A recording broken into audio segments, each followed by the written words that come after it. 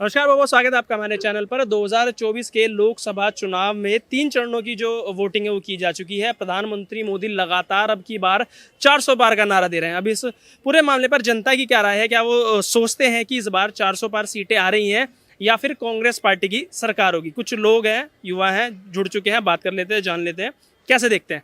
क्या नाम हो सर? इंद्रेश द्विवेदी।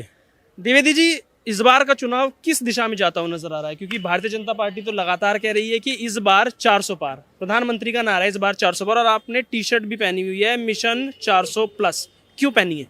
बिल्कुल, क्योंकि हम प्रधानमंत्री जी ने जो एक वाक्य बोला था कि अब की बार 400 पार, उसको साकार करने के लिए हम वोटर्स हैं और हम उसको साकार करने के लिए हम मोदी जी के सिपाही हैं, उनके प्रशंसक हैं, तो इसलिए ये पहनी है और ये मिशन कंप्लीट होता नज़र आ रहा है हमें।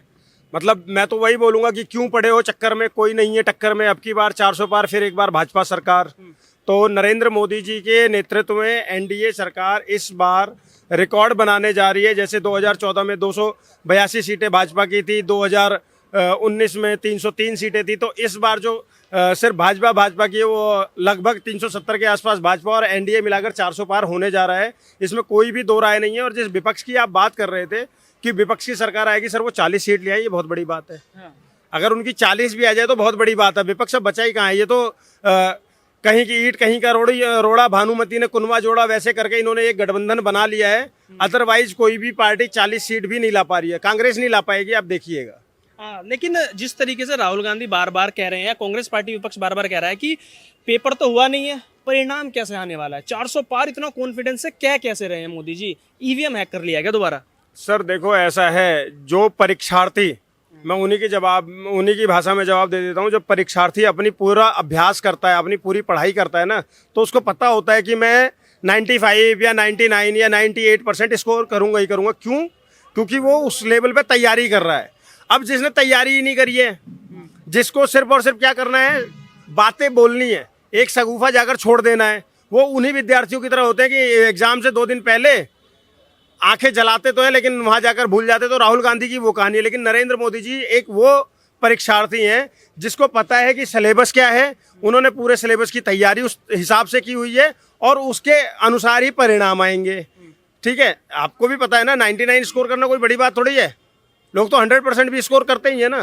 तो नरेंद्र मोदी वो वाले विद्यार्थी। अब राहुल गांधी कौन से विद्यार्थी हैं? राहुल गांधी वो वाले विद्यार्थी हैं जिसको आपका एग्जाम से 2 दिन पहले उनको पढ़ना है। अब 2 दिन पहले जब पढ़कर जाओगे तो उसे रट्टाफिकेशन कहते हैं। जैसे आप देखिए ना, आज नरेंद्र मोदी आपका 74 वर्ष की उम्र में अभी तक 82 जनसभाएं कर चुके हैं और अपने आप को युवा बताने वाले सो कोल्ड युवा राहुल गांधी ने अभी तक कितनी जनसभाएं करी हैं? मात्र 40।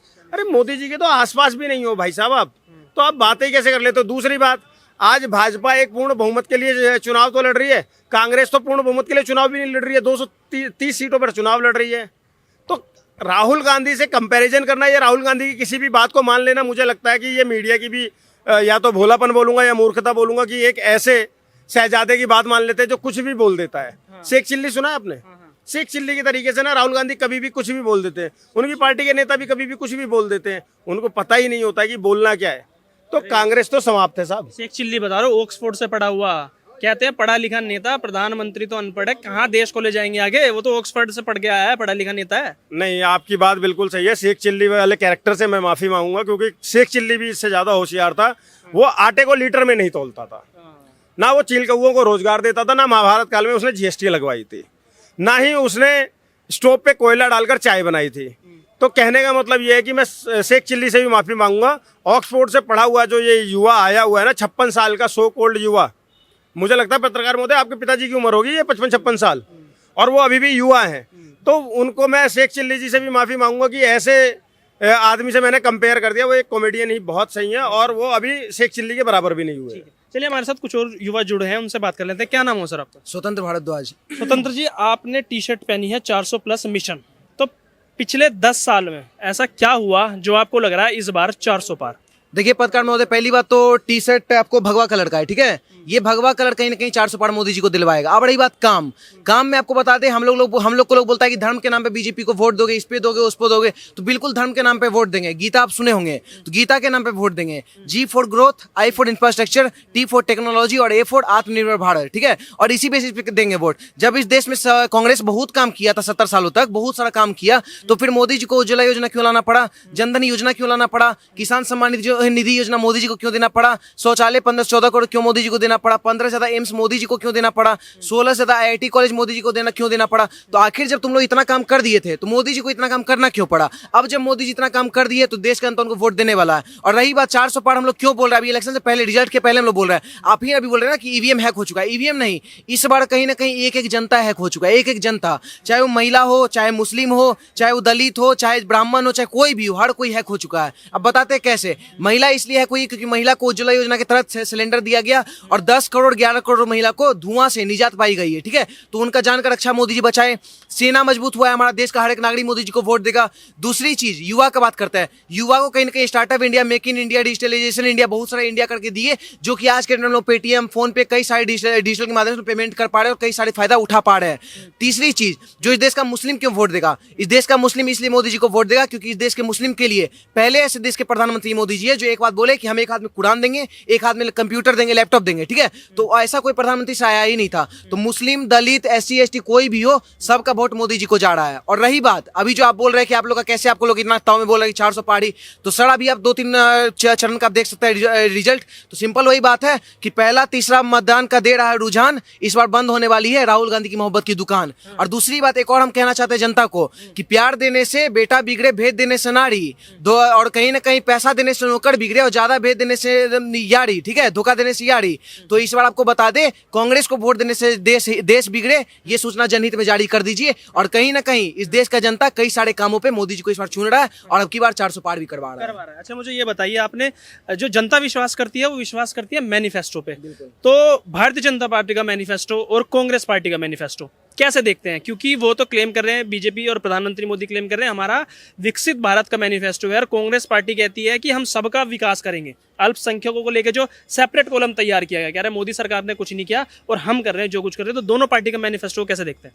पहली बात आपको बता दें, मोदी जी का जो मैनिफेस्टो है पूरे बीजेपी का, ठीक है, वो मैनिफेस्टो एक चीज दिखा रहा है कि आने वाले टाइम में भारत कैसे विश्व गुरु बनेगा। उसको विश्व गुरु बनाने के लिए जो मैनिफेस्टो में उनका एडिट किया गया है, कैसे विकसित करवाना है भारत को, कैसे आगे बढ़ाना है, कैसे इंटरनेशनल लेवल पे काम करना है, कैसे NRC लाना है, कैसे UCC को लागू करना है, और कैसे इस देश में जो आतंकवादी जो पल रहे हैं दूसरे देश के, उनको कैसे यहाँ से भगाना है। और कहीं ना कहीं जो इस देश में कहीं नहीं रोजगार का ही बात होता है, रोजगार कैसे प्रॉफिट पहुंचाना है लोगों को, महिला के लिए कैसे योगदान देना, वो चीज का बात कर रहे हैं। वो दलित SC ST पे बात कर ही नहीं रहे हैं क्योंकि वो सबका न्याय के लिए बात कर रहे हैं। सैचुरेशन लोग का बात सुनेंगे ना, मोदी जी खुद बोल दिए हम सैचुरेशन का बात कर रहे हैं। सैचुरेशन मतलब होता है सामाजिक न्याय की गारंटी, और जो व्यक्ति सामाजिक न्याय की गारंटी बोल रहा है वही व्यक्ति इस देश को, भारत को विश्व गुरु बनाएगा। और कहीं ना कहीं मोदी जी का सामाजिक न्याय की गारंटी है ना, वो गारंटी उनको जितवाने का काम करेगी। क्या नाम हो सर? अभिषेक ठाकुर। अभिषेक जी, आप भी 400 प्लस के मुझे समर्थन में लग रहे हैं। तो जिस तरीके से आपने अभी सर की बात सुनी, वो कह रहे हैं रोजगार, बेरोजगारी नहीं है देश में, विपक्ष हमलावर है कि इस बार जो बेरोजगारी है वो भारतीय जनता पार्टी के राज में चरम पर है। तो कैसे देखते हैं 400 पार कैसे हो पाएगा? युवा कैसे मानेगा देश का? देखिए, जो मोहब्बत के बाजार में नफरत का सामान बेच रहे थे, मोहब्बत की दुकान लगाने की बात कर रहे थे, वो आज बेरोजगार हो गए हैं। क्योंकि अब की बार 400 पार इस देश के 140 करोड़ देशवासी चीख चीख करके बोल रहे हैं। कहीं ना कहीं प्रधानमंत्री जी मोदी है तो मुमकिन है कैंपेन चलाया था, और बिल्कुल मुमकिन है सर। आज देश में डेली 37 किलोमीटर रोड बन रही हैं, मोदी है तो मुमकिन है।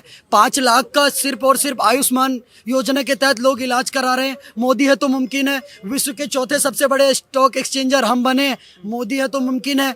10वें नंबर से आज 5वें नंबर की सबसे बड़ी अर्थव्यवस्था है, मोदी है तो मुमकिन है। ऑटोमोबाइल सेक्टर में वर्ल्ड में 3रे नंबर पर आ गए हैं हम, मोदी है तो मुमकिन है। मोबाइल मैन्युफैक्चरिंग में वर्ल्ड में 2रे नंबर पर आ गए हैं, मोदी है तो मुमकिन है। 40 करोड़, मेरे जैसे 40 करोड़ युवाओं को मुद्रा लोन के तहत लोन बटा, मोदी है तो मुमकिन है। 4 करोड़ आवास योजना, प्रधानमंत्री आवास योजना के तहत 4 करोड़ लोगों को आवास दिया गया, मोदी है तो मुमकिन है। कहीं ना कहीं गारंटी पूरी होने की गारंटी ये है मोदी की गारंटी। अगर मोदी की गारंटी है तो हम उस गारंटी के साथ खड़े हुए हैं, और अब की बार 400 पार कोई भी नहीं रोक सकता। नहीं रोक सकता है। कांग्रेस पार्टी जिस तरीके से बात कर रही है, विरासत टैक्स की बात करती है, उसके बाद सैम पित्रोदा बयान देते हैं। तो कैसे देख रहे हैं? और संजय राउत का हाल ही में बयान आया कि अगर महाराष्ट्र आओगे तो जिंदा काट देंगे, तो 400 प्लस कैसे होगा फिर? सर देखिए, जिन लोगों के दिल नहीं मिल रहे वो लोग दल मिला रहे हैं। जब दिल नहीं मिल रहे तो दल मिला रहे हैं, तो फिर दलदल बन रहा है और दलदल में कमल खिलने का काम इस देश की जनता कर रही है दबा करके। और मैं आपके चैनल के माध्यम से इस देश की जनता से भी कहना चाहता हूं कि लोकसभा की बारी है, अपनी भी जिम्मेदारी है। बाबा का वचन निभाना है, मोदी जी को फिर लाना है और 400 पार कराना है, भारत में भगवा लहराना है और अब हिंदू राष्ट्र बनाना है। बिल्कुल सर। आखिरी सवाल ये होगा, इस बार क्या उम्मीदें हैं मोदी सरकार से कि इस बार का कार्यकाल जो होगा वो ऐसे कौन से काम है एक युवा आपके मन के अंदर कि मोदी जी आएंगे और वो करके जाएंगे? देखिए, कहीं ना कहीं आप एनआरसी की बात कर रहे हैं, आप यूसीसी की बात कर रहे हैं, ये सारे मुद्दे इंक्लूडेड करके, चाहे हमारा मथुरा में भव्य मंदिर का हो, चाहे काशी में भव्य मंदिर का हो, कहीं ना कहीं प्रधानमंत्री नरेंद्र मोदी जी के नेतृत्व में ये सारे काम दिखाई देते हैं। और नरेंद्र मोदी जी ने ये भी कहा है कि अगर वो तीसरे बार आते हैं तो तीसरे नंबर की सबसे बड़ी अर्थव्यवस्था भारत को बनाएंगे। तो इसमें सब कुछ इंक्लूडेड है।